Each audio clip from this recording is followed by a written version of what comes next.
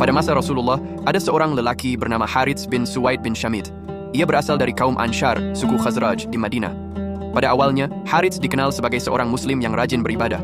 Ia sering terlihat di masjid sehingga dijuluki oleh orang-orang sebagai merpati masjid karena seolah-olah ia tidak pernah jauh dari tempat ibadah.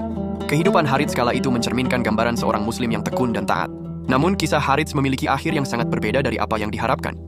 Dalam pertempuran Uhud, sebuah peristiwa terjadi yang mengungkap siapa sebenarnya Harits.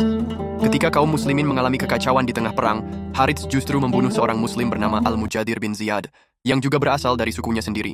Pembunuhan ini dilakukan bukan karena kesalahpahaman, tetapi karena pengkhianatan yang telah direncanakan. Setelah perang selesai, Harits melarikan diri ke Makkah dan secara terbuka menyatakan bahwa ia telah keluar dari Islam. Ia bergabung dengan kaum musyrik Quraisy, meninggalkan agama yang sebelumnya ia peluk.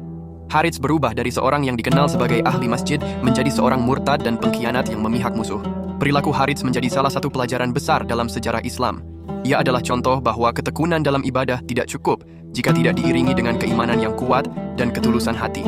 Banyak yang terkejut dengan perubahan sikap Harits, karena ia sebelumnya adalah bagian dari komunitas muslim yang setia. Namun Al-Quran mengingatkan bahwa Allah Maha Pengampun bagi mereka yang benar-benar bertaubat.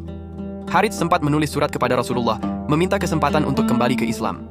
Atas perintah Allah, ayat diturunkan dalam surah Ali Imran ayat 86-89 yang menjelaskan bahwa Allah akan mengampuni orang-orang yang bertaubat setelah murtad selama mereka kembali kepada iman sebelum ajal tiba.